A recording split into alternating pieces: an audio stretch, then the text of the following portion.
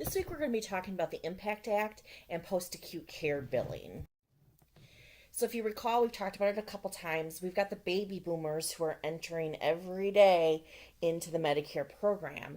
So we're going to see a huge jump in the number of Medicare beneficiaries between 2015 and 2030. And many Medicare beneficiaries end up going into some type of a post-acute care after an inpatient hospital stay.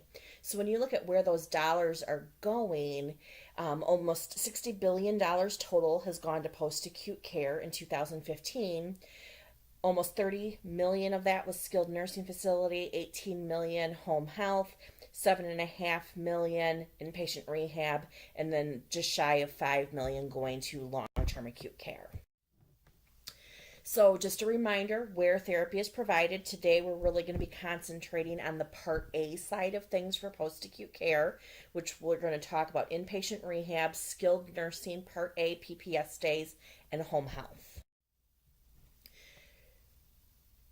As far as supervision of PTAs, all of these settings would fall under the general supervision category, according to Medicare.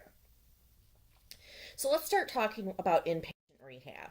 So there's many things that have to happen before somebody can go into inpatient rehab. They have to have a pre-admission screen.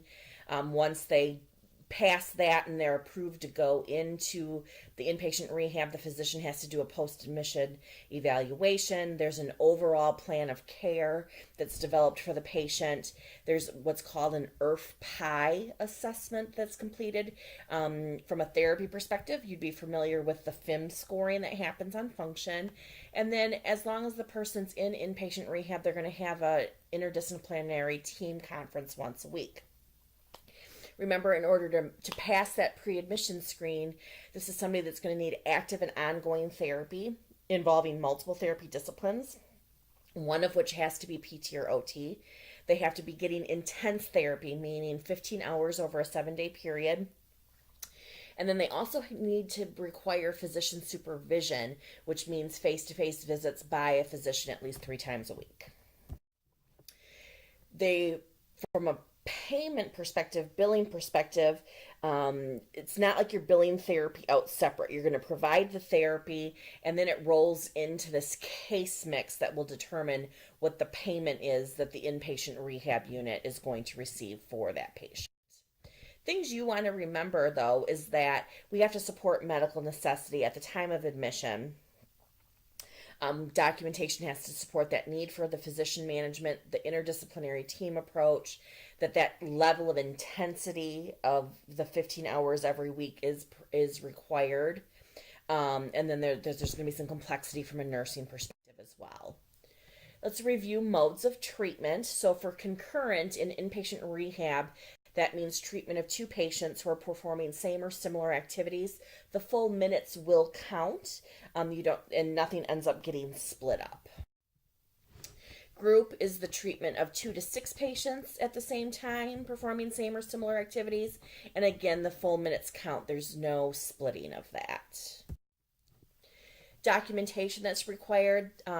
There has to be evaluation orders that are written prior to the evaluation.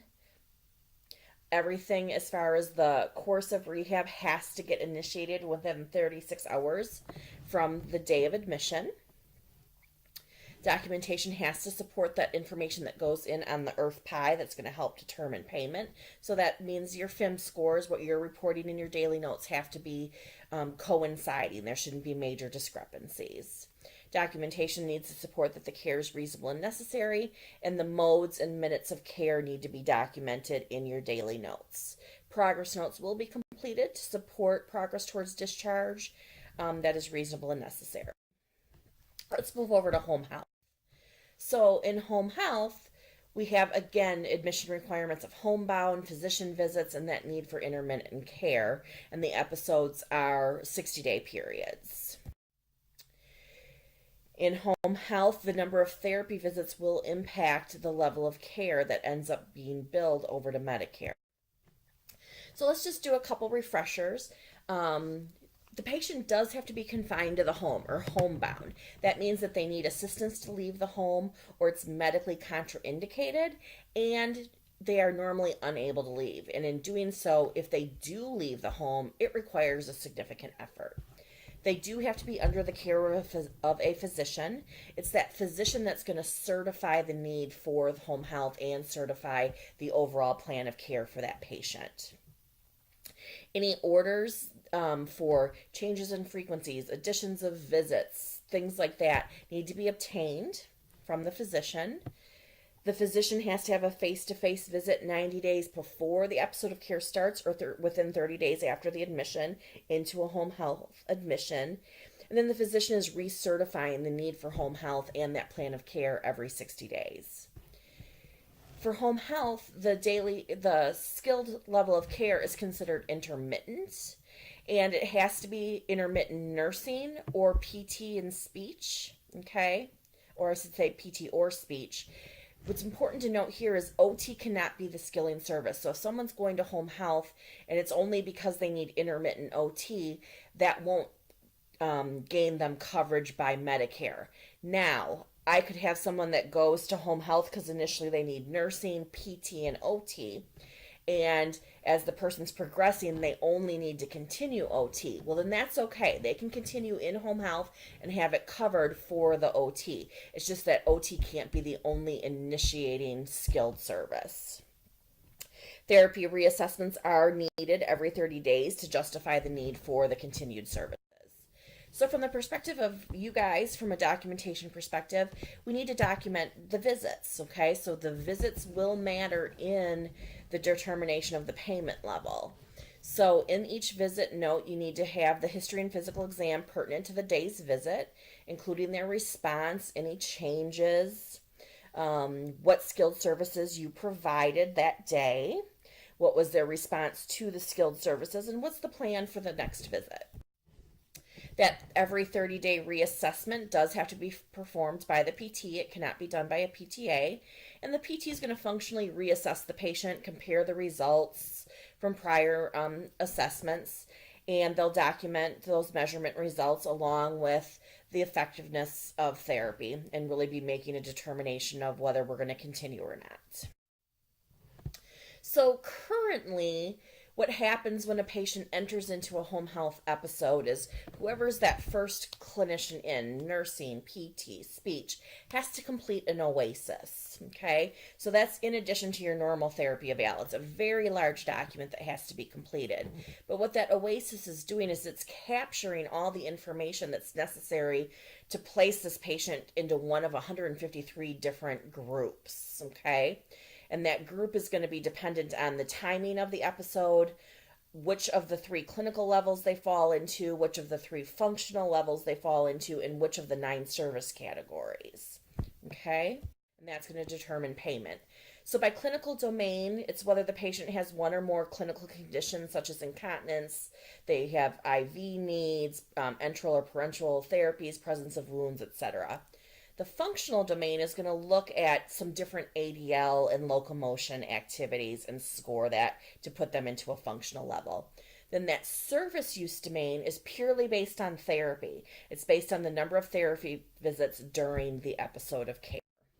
So here's just sort of a mapping, and again, they're going to fall into one of 153 levels. So pretty hard to predict, but there is fancy software that Medicare provides us with that is the one that does that calculation. But you can see that breakdown in therapy visits. So there's sort of these thresholds between 0 to 13, and then a group between 14 to 19, and then if they would need 20 or more visits. Let's talk about post-acute care as related to skilled nursing facility for a patient that's going for a short-term rehab stay under Part A PPS. So here again, they have to meet the admission requirements. They need to have a 3-day inpatient stay. They have to admit into the nursing home, skilled nursing facility within 30 days of discharge from the hospital. There has to be admission orders for therapy as well. And their need here is daily, okay? And that daily is defined. If it's only nursing that's going to skill them, nursing needs to be providing daily skilled care 7 days a week. If they're going in because of therapy, and therapy is the skilling service, then it only needs to be 5 days a week. And important to note, the skilling service can be any of the three disciplines. PT, OT, or speech could be the skilling service. Often it's multiple services. And with a Part A stay in a SNF, they can stay up to 100 days. But it has to be medically necessary, and the physician is the one certifying that overall stay at multiple different intervals it's required. They are paid on a RUG level, and we're going to go into much bigger detail on that today. Okay. So again, it's paid on a RUG level, and that RUG level is determined by what's called an MDS PPS assessment. And there are multiple different assessments throughout the stay that get completed. From a therapy perspective, what's important is some of our information regarding the minutes of therapy we provide gets reported on that MDS in section O. So we're going to record our individual, concurrent, and group minutes. So as I said, there's multiple assessments that happen in that 100-day period on a patient in a Part A stay in a SNF. So there's a 5-day assessment, a 14-day, a 30-day, a 60-day, and a 90-day. Now, I'm going to be honest with you, the average length of stay in a SNF now is in the 20s. So very rarely do we even have to do these 30, 60, and 90 because the patients don't stay that long. But there's a window is what you need to understand. So for example, the 5-day assessment is completed within the first 8 days of the stay, okay? So I get to pick, you'll see that the ARD acronym here, that's my assessment reference date. I get to pick, or the skilled nursing facility team gets to pick within those first 8 days which day they want to use as the ARD. So that's the lockdown day. And what's going to happen is they're now going to look at all of the care that happened in the prior 7 days, and that's what they're going to record on the MDS. And that will result in them falling into a RUG level, and that will determine their payment for days 1 through 14. Then I have to complete a 14-day assessment. That assessment can happen anywhere from days 13 to 18 of the stay, okay? And there's a 7-day look-back period from the day that I choose, and that's going to determine payment for days 15 to 30. So it's very complex, and that's just the scheduled assessments. We also have the possibility of unscheduled assessments. So let's say somebody, for whatever reason, doesn't start therapy right away, and later in their stay they do. There would be a start of therapy assessment.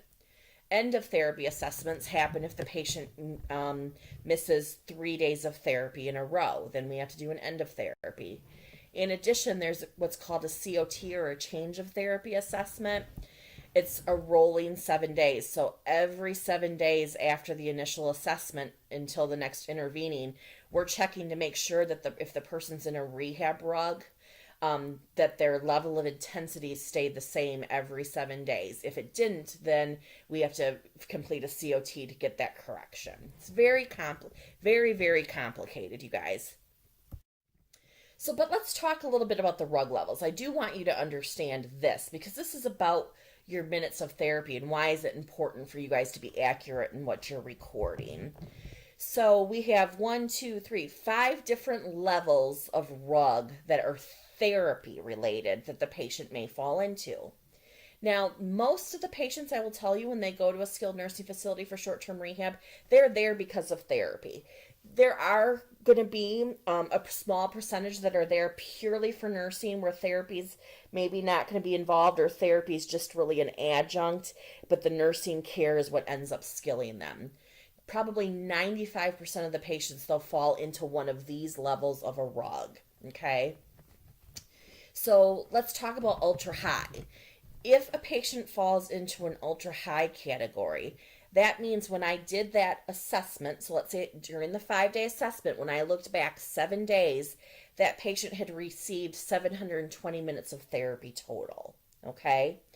There were at least 2 disciplines involved treating the person. One discipline was at least 5 days, and a second discipline was at least 3 days. Okay? But when I look back over a 7-day period, they had 720 minutes of therapy.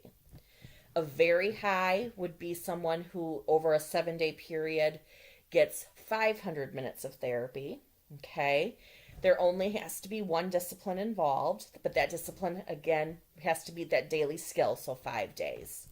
A person falling into a high category over a 7 day period would be getting 325 minutes of therapy from at least one discipline, at least 5 days a week.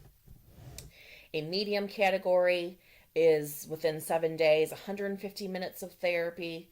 They are getting any amount of disciplines in at least 5 days, though. Okay, a low, this very rarely happens, because if they're there, then usually it's something. If we're providing this small amount of therapy, it's usually something else that's skilling them, and they're not actually going to fall into a low. They're probably going to fall into some type of a nursing category. But a low would be 45 minutes of therapy over 7 days. And they only have to have it at least 3 days, but then restorative nursing is also involved. So, as I said, our minutes of therapy have to get reported on the MDS for all of those assessments, the scheduled and the unscheduled. And our therapy minutes go into Section O. So, this is actually a screenshot of what the MDS looks like. And you can see this is just the physical therapy section. There's a section for PT, OT, and speech. And you can see that I'm going to count on to this MDS how many individual minutes they got, how many concurrent minutes they got, how many group minutes they got, any co-treat minutes, and then number of days. So just some reminders. Individual means they were seen one-on-one. Okay. Concurrent would mean that they're seen with another person. It doesn't matter what the payer source is of that other person. But what's very important to know is if you see someone, though, in concurrent, you are going to, let's say I did 60 minutes with two patients at the same time. For that Part A patient, I'm going to put 60 minutes because I need the 60 minutes to go on to the MDS that way. Because once the MDS submits into the system, it will split the minutes from 60 to 30. So you don't want to split it and then have the system have it split it again. And again, group minutes would be the treatment of 4 residents. We talked about co-treat. Days, I just want to tell you how they define a day. It means that they got at least 15 minutes of therapy for the day. Okay, so I think concurrent, again, just to remind you that it's different. Depending on the setting, skilled nursing is the treatment of 2 patients performing different activities. It does impact the payment level because the minutes eventually will get split. We report the whole minutes, but eventually get split. Okay, so this is just reinforcing that we record the full minutes on the MDS and that the software will divide minutes. Group for skilled nursing is, again, it has to be planned for 4. All right. And remember, if for some reason one of the 4 decides they aren't going to participate, we can still do it, but it did have to be originally planned for 4. Again, we want to record the full minutes into the MDS because the Medicare software will eventually divide it. Okay. Just a reminder on co-treatment in skilled nursing for Part A, we can count the full minutes. So it's maybe me and OT working together on a patient, okay? It has to be medically necessary. It can't just be because it's convenient for me and the OT. But we can count those session minutes in full for a skilled nursing Part A. I want to talk a little bit about what the REI manual says about counting modality time on a Part A patient in a skilled nursing facility. So this was a big regulation change. Oh gosh, I guess it's probably been 5 or 6 years ago. So it used to be that if we put somebody on, let's say they were on like an unattended electrical stimulation, you could count the total minutes on the MDS. And then back about 5 or 6 years ago, the REI manual went through a change and said, nope, you could only count the skilled therapy time. So the amount of time that modality actually took for the therapist. Because we know some modalities, right, we have to be there for a portion to maybe set it up, check the skin, pick parameters. But then that modality is going to run, and I don't necessarily have to be present for that.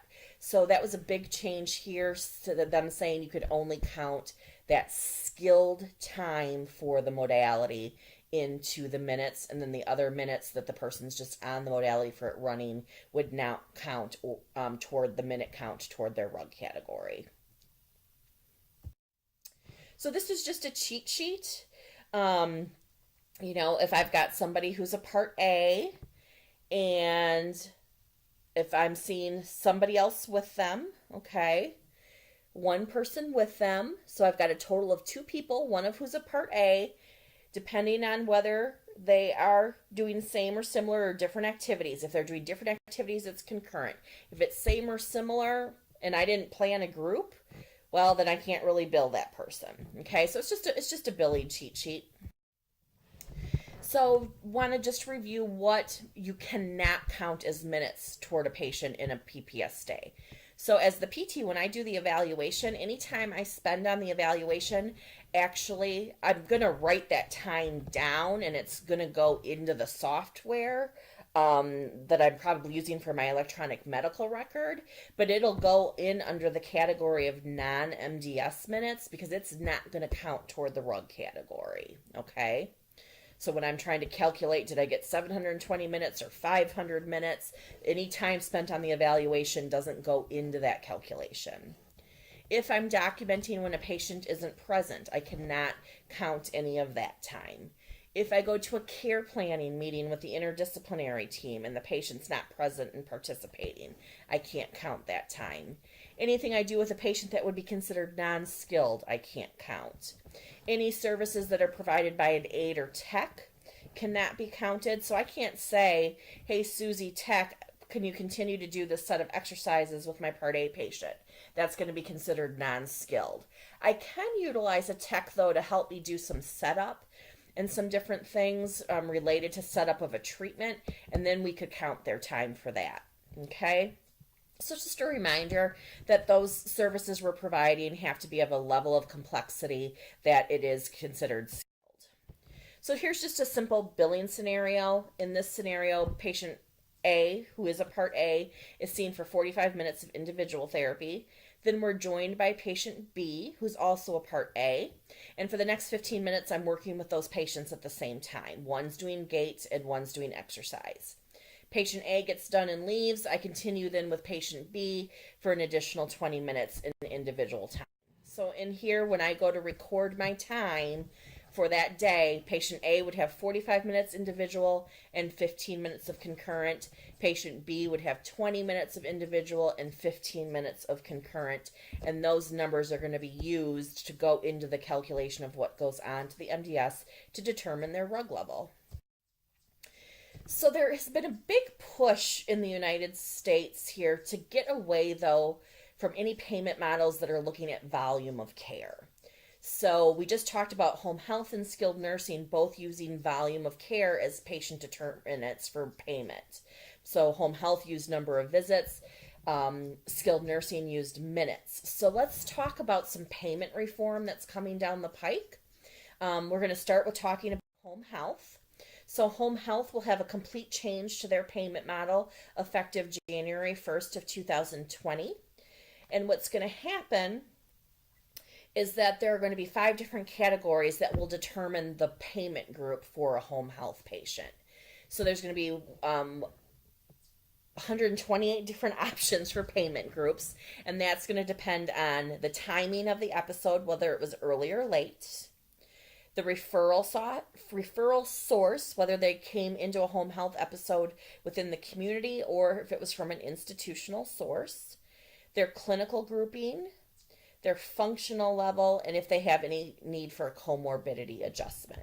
Okay, so this is just a visual model of what that looks like. Okay, but just to give you some more clarification on the clinical group, it's one of 6 different categories. For example, if they fall into the musculoskeletal rehab, it's because they need therapy for a musculoskeletal condition. If they fall into neuro, it's because they need therapy for a neuro condition. If they fall into, for example, complex nursing, it means they need assessment, treatment, and evaluation of complex medical and surgical conditions, including IV, parenteral nutrition, enteral nutrition, maybe a vent or an ostomy. So they're going to fall into, basically, depending on their primary diagnosis of why they're coming to home health, we'll categorize them into one of the 6 clinical groups.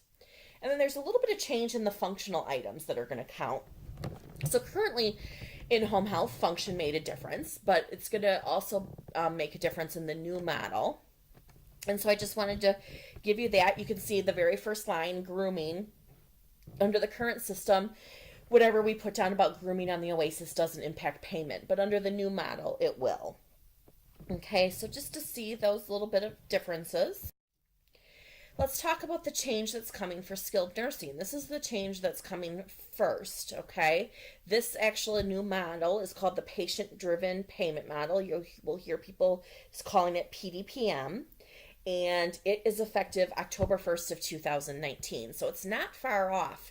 And this just was finalized actually at the end of this July, so everybody that works within this setting is working, very quickly to get ready for these changes. So remember what I said under our current model is we have a large number of assessments that are required, plus some other assessments that may need to get done, and it's extremely complicated, and it takes a lot of tracking. Well, this new model is meant to decrease administrative burden, and I'm really excited about it. I want to be really honest with you. I'm very excited about this new model. I think it's going to get us away from all of this counting and tracking that we've been doing and really make sure that we're just focused on what does the patient need.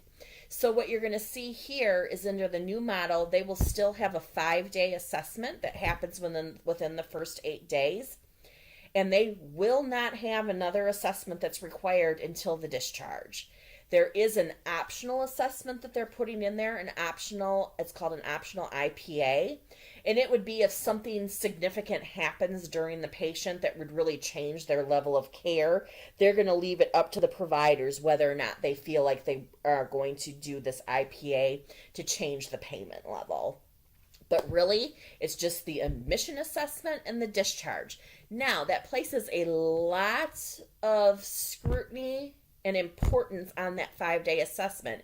It's going to be very important that everyone captures everything about the patient characteristics so we know that we're having that patient fall into the correct level, because that is what's going to determine your payment level. You can't say, oh, I'll capture that later on the 14th day. It's not an option anymore. So here's that interim payment assessment. Like I said, it is going to be optional. It would be completed as soon as the facility realizes that there's something that they want to do this for, but it is optional. Now, like I said, that 5-day MDS is going to be key, and it's a huge assessment, you guys. The MDS is really big. So the key areas, though, of the MDS that are going to impact that categorization are sections B, C, D, E, G, G, G, H, I, J, K, M, N, and O. All right. So in this new payment model, a patient, based on the characteristics they come in with and the assessments that they do, they will be given a level of care for physical therapy, a level of care for occupational therapy, a level of care for speech, a level of care for nursing, a level of care for non-therapy ancillary, and then there's always what's called non-case mix, which is essentially room and board. Now, they're going to be given a level of care. That doesn't necessarily mean that they need that service. This is really just about capturing the patient characteristics so that we know what could potentially all go into taking care of someone. And I want to give a really good example. So let's say you have a patient that comes in for care and they're on some type of an altered diet and they have some type of a communication issue, and both of those are due to an old stroke. This is not new. So when the person comes in, they don't need new speech therapy. Let's say they're in instead for a hip fracture, okay? So speech doesn't need to be involved, but those things that they came in with, a potential, communication deficit that's long-standing and an altered diet, will impact the care that they are receiving in the nursing facility. It just may not be that speech has to be involved, okay? I'm hoping that makes sense. We'll go over that more in class. But it's just important to know that they're going to fall into one of 16 levels for PT, one of 16 levels for OT, one of 12 levels for speech, one of 25 levels for nursing, one of 6 levels for non-therapy ancillary, and that all gets added together to determine what their payment will be. So for each of those categories, there's a per diem rate or a daily rate that's calculated out. And then based on the level, you take the level and multiply it gets a little complicated, but I'll show you how it gets done. So for PT, how do they decide what of the 16 levels they're going to fall into for PT? Well, based on the primary diagnosis they're coming to the skilled nursing for, they're going to fall into one of 4 clinical categories. It's major joint replacement spinal surgery. Number 2 would be other ortho diagnoses. Number 3 would be a non-orthopedic related surgery or an acute neuro patient. And number 4 would be our medical management patients.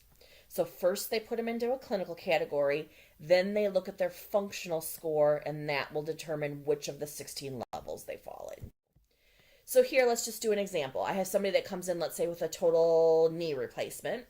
Their functional score is between 10 and 23. That's going to put them at a level of a TC, which their case mix would then be a 1.88. That's going to calculate into the dollars we get per day. As far as function, the functional score for both PT and OT is determined by how they score for eating, oral hygiene, toileting hygiene, 2 different bed mobility items that we take the average score, which is sitting to lying and lying to sitting.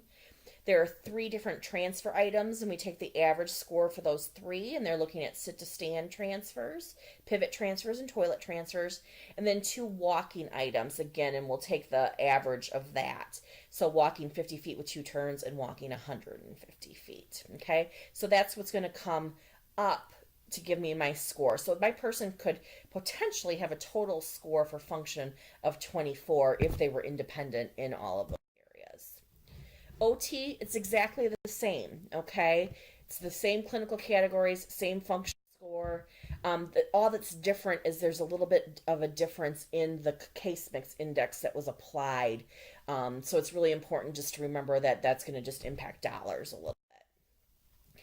Same functional areas are used for OT as were for PT. Now, what's also going to happen is, remember, my person coming into skilled nursing can stay up to 100 days.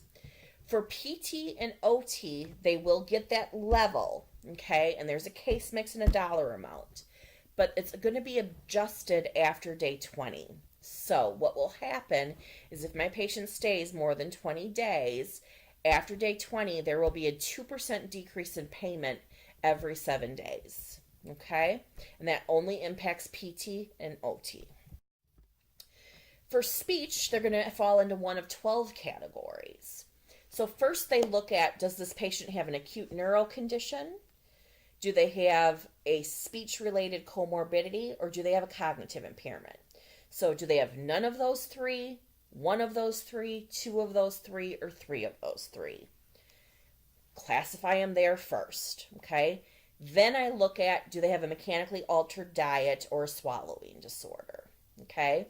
So let's say that my patient was an acute stroke. They don't have any comorbidities, and cognitively they're intact, okay? So acute, I'm going to have any one, okay? They've got one of those 3 things. So now I need to know, what about their swallowing issue? Let's say right now they do have a swallowing issue and we've put them on an altered diet. Right now we're having to thicken their liquids. So they would be anyone with both an altered diet and swallowing disorder, which is going to put them at a case mix of an SF, which is 2.97, which will be used to calculate in my daily rate for speech therapy. For nursing, it's one of 25 categories. These are the exact same categories essentially that are used today under the current model, except for some compression that they did for function. So it used to be I had an HD2 and an HE2. They've now combined that into HDE2, okay? So an example would be, let's start just up at the top. If it's a person who comes into the nursing facility and if they're requiring a trach or vent, they're going to fall into the extensive nursing category, okay? Then we're going to look at functional levels, and then that will tell me what level they would get for nursing. But these are the exact same nursing levels we currently have. For function, there's a change with this model of now they're going to use section GG. Historically, they used to use section G. So this is a big change. You can see it's similar to what PT and OT are using, except the nursing doesn't look at walking and it doesn't include oral hygiene. but they'll include eating, toileting, 2 bed mobility items that they take the average, and 3 transfer items that they take the average. Then this is actually exciting about this new model. It's this category called non-therapy ancillary. So we can have some patients that come into skilled nursing that maybe have some extremely expensive medications, extremely expensive treatments that they're getting currently. Um, and the nursing facility under the current system doesn't have any way to capture that into their payment. So this has been seen for a long time as a very, very big issue for nursing homes, because sometimes they can't really afford to take care of the person because of some of these diagnoses or treatments or medications. So they are rectifying that with this new model, and they've put in this non-therapy ancillary category, and they've identified many different things that you will get points for. So for example, if you're a lung transplant patient, you're going to get 3 points toward your non-therapy ancillary score. If you're getting IV medication, you'll get 5 points toward your non-therapy ancillary score. So any of those things will get points. It all gets added up, and you'll fall into one of 6 categories for non-therapy ancillary, and a payment rate will be determined for that. So these are just the other things you can see on here, things like wound infection, diabetics, somebody with a diabetic foot ulcer, if they have to be in isolation.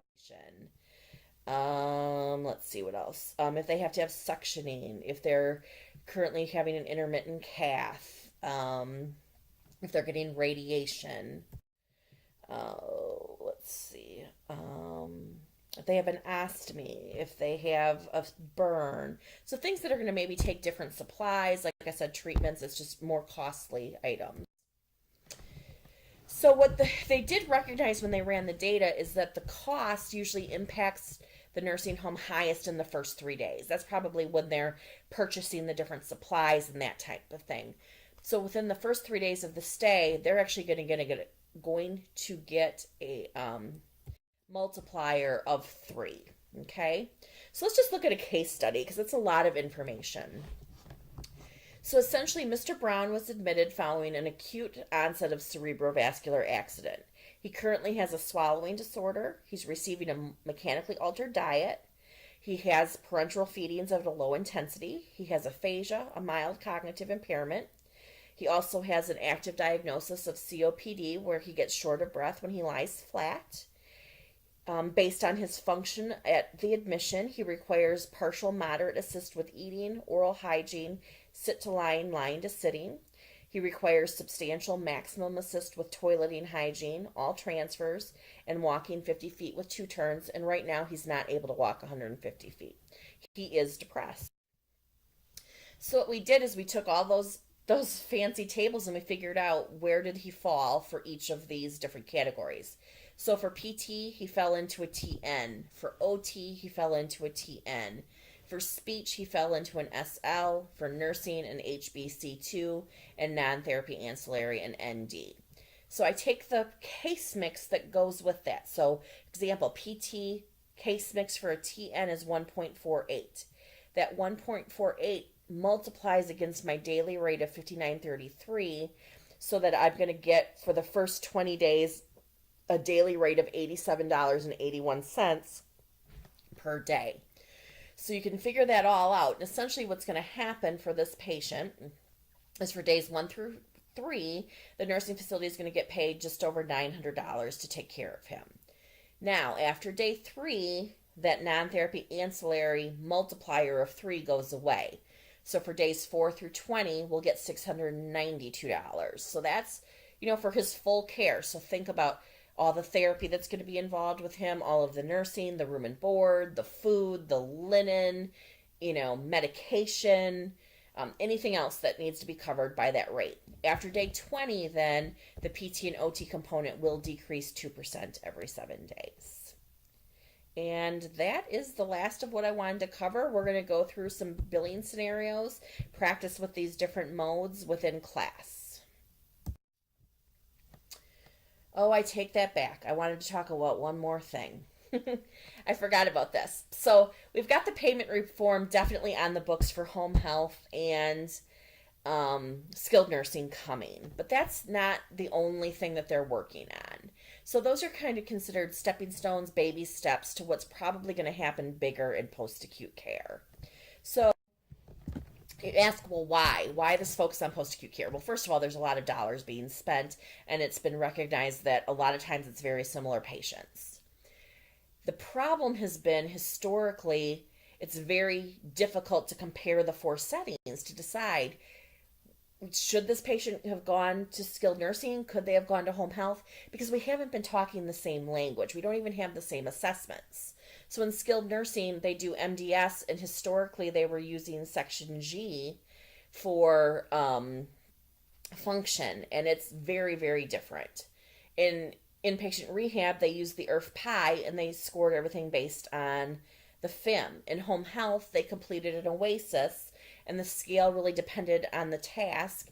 And then in long-term acute care, they have this, it's similar to kind of a care tool that they fill out, okay? So what we would say in skilled nursing was an extensive assist, may have been a mod or maximum assist in inpatient rehab. We just weren't talking the same language. We weren't even measuring the same functional levels. So the impact came about.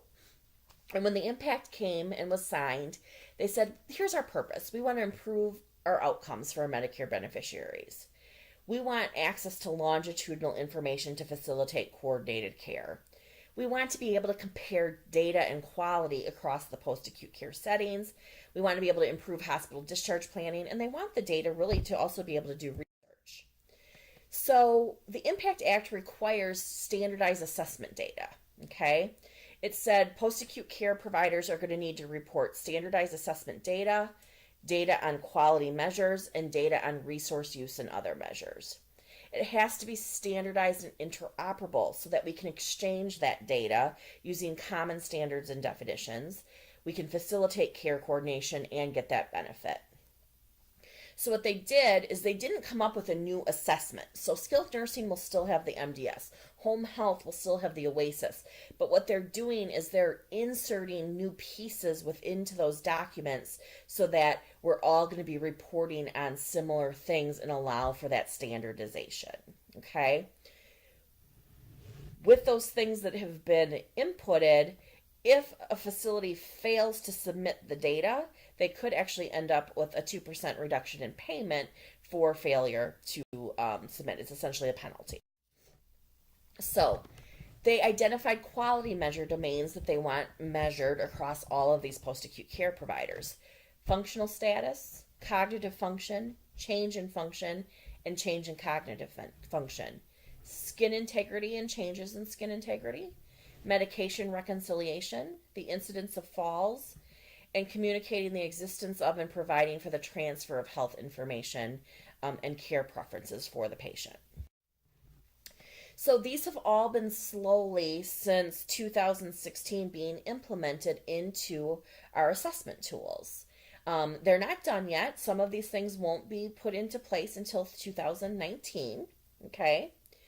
But it's slowly getting there. And I can tell you we've had some functional change things that have been input for skilled nursing. I think they've been very exciting. They're really good measures. The scale is different that we're using now. I think it's a much more granular scale, much more reflective of what's going on with the patient. Aligns much more with therapy than what the old Section G did. So these things are still happening, but this is getting us to the point that we're comparing apples. We're talking the same language. We're measuring the same things. So this is again just talking again about some of the standardized assessment data. We have a big change coming this October with our functional categories. Some things that have been added to that, and that's a quality measure that's happening in skilled nursing and inpatient rehab. It won't happen in home health until 2019. But it's been really, like I said, exciting to see these changes. Where there's still a lot of question is in cognition, but CMS is taking their time. They're trying to figure out what's going to be the best, and they're working with the speech therapy professional organizations to help to understand that. So, that was one of the biggest things. This Impact Act said, listen, we need to get apples to apples. But what the Impact also said is we also need to see some payment reform.